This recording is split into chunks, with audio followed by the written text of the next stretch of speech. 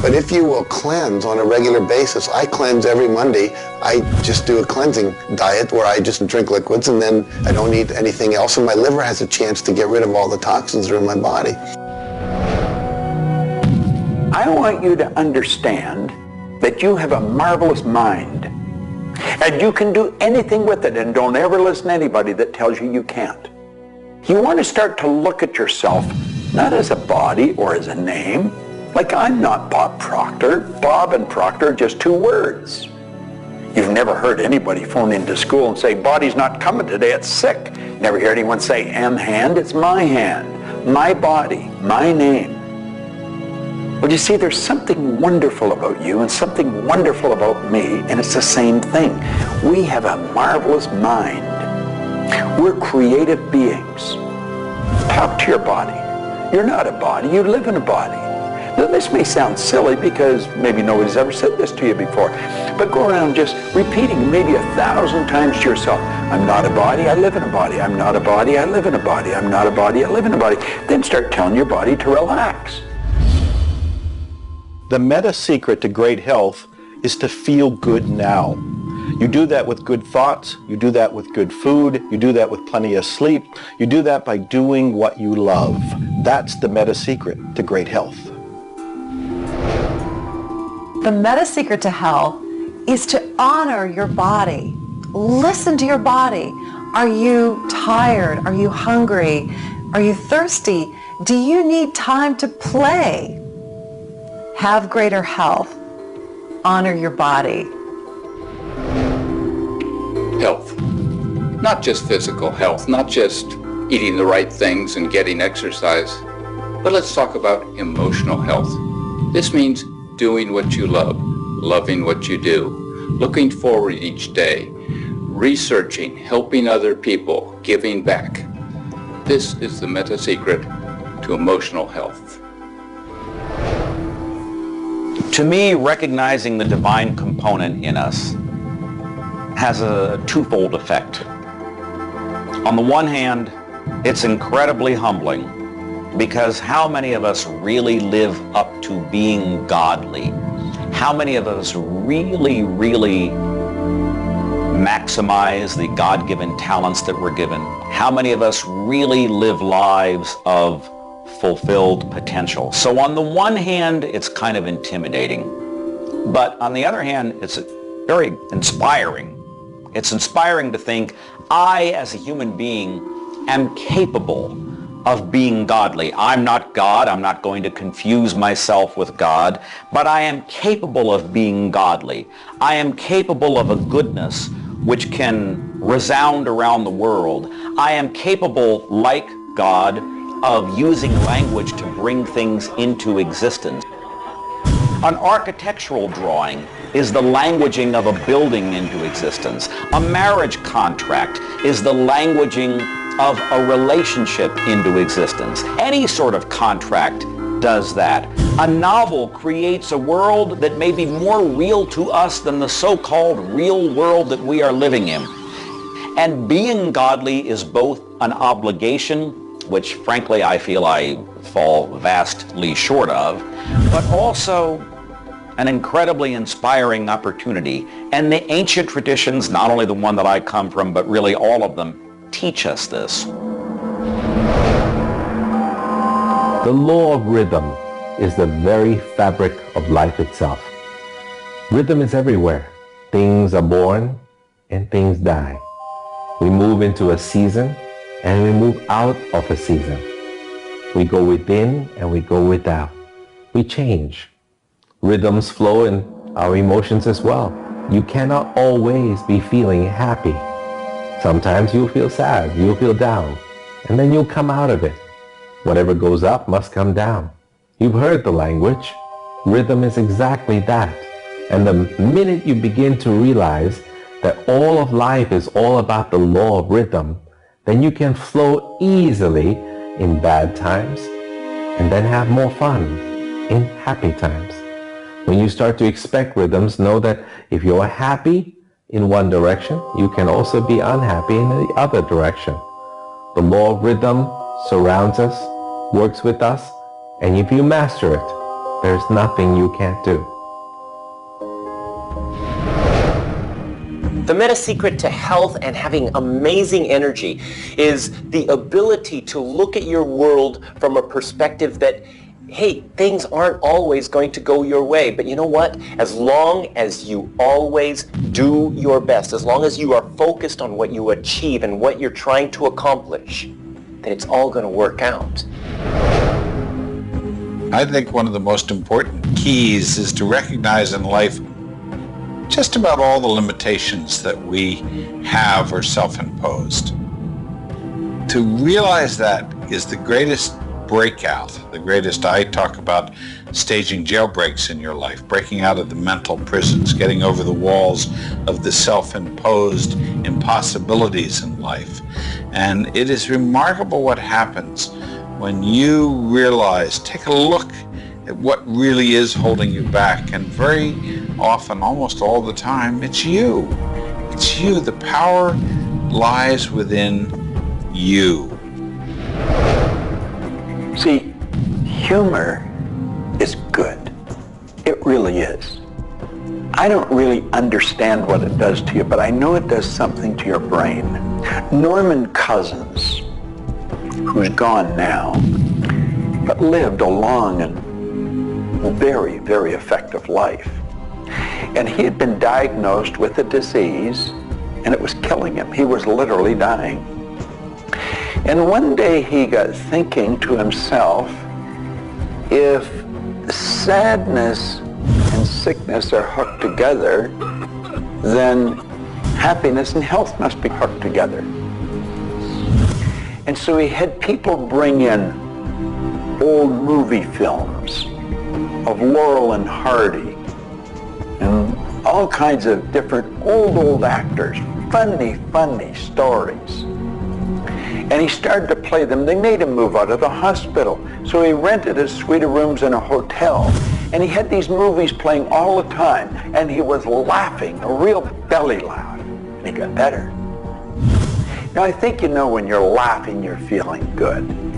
Start to laugh at yourself. When you make a mistake, laugh at yourself. Don't get serious with yourself. It plays a very, very important role in a healthy, relaxed life. If you want to study it further, get into some of Norman Cousins' material, and he'll explain exactly what it does to the brain that controls the vibration of the body. Start laughing a little more. Have fun. The mind can't be all it is designed to be without the body being everything it was designed to be. But we basically thwart both. Or you can have a great relationship. You can have a great financial situation. You can have a great family relationship. And the big problem in our society, certainly in Western society, people don't exercise, 92% of people don't exercise, they don't eat nutritious things, they don't complement to compensate. It's very simple, and if you break it down to the little steps like eating an elephant, you'll have the most rich, satisfying, fulfilling, gratifying, liberating life, but you got to balance it. Health is all up here. All I know is right now. I don't have a voice. I don't have much sight. I don't have a hearing. My strength is going. However, I have never been more excited and thankful in my whole life. The law of vibration simply states that everything is in motion. Nothing stays static. At some level, even though something may appear as if it's not moving, its molecules are moving, its atoms are moving. Everything vibrates. Not just your thoughts, everything. Now I do understand that disease cannot stay in a healthy vibration. It just cannot. I also understand you cannot turn disease into health, but you can release disease and recreate health. You see, your body is changing at the rate of millions of cells every second. And it's the thought patterns that you hold in your mind that control the vibratory rate of the body. Your brain is an electronic switching station. There's all kinds of material written on thought, on attitude, and on health. And I do know this. If you are suffering from a physical disease, quit talking about it, quit thinking about it. Go to a very competent medical doctor and follow that person's advice, because he or she will tell you what to do physically, but at the same time, instantly begin visualizing every molecule of your being in harmony with the law of vibration. Now, I would have an affirmation that I would repeat. I am so happy and grateful now that every molecule of my being is vibrating in perfect harmony with God's laws. My body is getting healthier and stronger and more vibrant every minute of every day. And repeat that. Treat it like a mantra.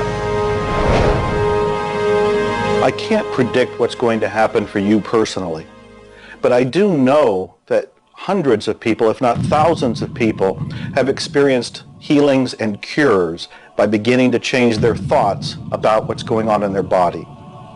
In my book, The Attractor Factor, I talk about a person who had cancer. She experienced the idea of forgiving everybody and everything in her life, and she went through the process of doing that working with a coach. She then went back into the doctor's office. They opened her for surgery, and there was no cancer. It was gone. By forgiving everybody in her life, including herself, she transformed her body. She reached this place of healing and this place of peace. And as a result, she experienced a cure. If you're finding yourself sitting here watching this and you're ill, you've got a chronic condition, you're sick, what you need to do is a couple of things. Number one, you need to first work on your attitude. You need to believe you can get healthy. You need to not believe anyone who tells you you're going to die, or it's terminal, or it's going to take a long time. Literally, we know that we can get rid of a disease in minutes, in literally minutes. I had a cold once, and a person literally did an exercise with me. My nose dried up, my fever went away, the achiness went away in 5 minutes. So we know the power of the mind. We know that you have to forgive and release. So much work now being done on cancer, where we know there's resentment, and different forms of resentment will come into different forms of cancer in the body. So it's critical to get yourself aligned with spirit. When you are aligned with spirit through meditation, through doing the things that bring you joy, through doing the things that align you, and you know what that is for you. It could be singing, it could be walking in nature, it could be petting your cat. When you move into that state, healing naturally takes place through you. There's this innate, natural healing ability that's always working to heal you if you get you out of the way. By you, I mean your ego mind, your beliefs, your fears, your doubts, all of that stuff, all of the resentments you've held that you haven't released, that will keep you sick. So you've got to do some kind of work to get into a spiritual alignment and to release the negativity. Emotional pain is very real.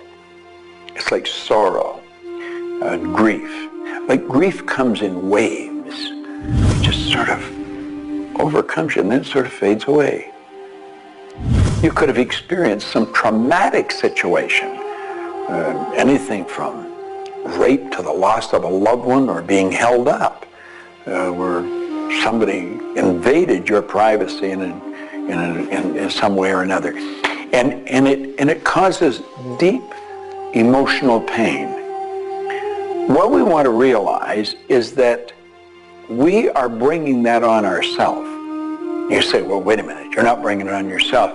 No, but you're reliving the situation. We've got to separate ourselves from the incident, from the situation. We've got to realize that it's a very real part of life, and attempt to separate ourselves from it and deal with it as best we can, and then let it go. Otherwise, we're going to carry it with us, and we're going to keep experiencing it over and over and over again. どうやってわかるか。振動という、まずそもそもその水の結晶とは何かということになりますけどね。結晶というのはやはり情報だと思います。で、情報というのはバイブレーションですね。で、バイブレーションのデザイン家が雪の結晶あるいは水の氷結結晶という形になって現れてきていると思いますが、やはり我々がなんで、美しいとか醜いだとかそういうような認識能力があるのか、あるいはそれだけには全人類本当に、一緒の価値観を僕は持っていると思いますが、それはもうやはりクリエイターがそのように設計されて、いるからだと思うんですね。それが崩れちゃったらもうこれはもう本当にどうしようもないんだけど、その美醜というのが我々の美しさ、ごめんなさい、バイブレーションの健全さということにつながっていると思います。水は神が自分の意識あるいは意図をまんべんなくこの宇宙に伝えるためのキャリアとして作られたものだと思いますね。ですから水が別の言葉で言うならば神の、意思のメッセンジャーということになると思いますね。それの形が大げさで言えば結晶という形で表されていると。で、神にとって、ふさわしくないなと思うような現象については水はやはり結晶的にノー、良いものはイエスという判断を示すということになっていると思うので、それがなぜできるのかということになってくると、これはまた僕にとっては来世の研究課題かもしれません。Stress is caused, in my opinion, when we take our power and give it to the problem. We want to maintain the power. I'm in control of me. The power is going to stay with me. I am not going to let the condition, the circumstance, or the challenge that I may be facing control me. You can make a decision right now that you are going to maintain your power and you're going to let everything outside stay outside, and you know that when you're in a totally relaxed state, the solution to problems come. Quit getting involved in these sophisticated stress management deals. Release the stress. Let it go. You're in charge of your body. Just say, peace, be still. Visualize a beautiful lavender energy flowing right into the crown of your head and circulating right through your body. And then start to imagine every molecule of your body vibrating in perfect harmony with God's laws. You're totally relaxed. You're in charge of yourself. There is no stress where there's relaxation. Be calm. Peace. Be still. Don't even use that word anymore. Get rid of it. Release it. The laws of cause and effect, of rhythm and polarity, come into play when we talk about your health. Your body is an amazing symphony. Amazing miracles taking place on every part of your body. And what holds it together are fields of force that we cannot even begin to understand. Every day, your cells are renewing until you have new organs generated all the time. And your body and your cells are repairing themselves even as they remove toxins from your body. I can't help to wonder sometimes if you gave that entire symphony a wonderful environment filled with fields of happiness and radiant joy and vitality, how that growing, renewing process might work a little bit better, sort of like happy children in a playground.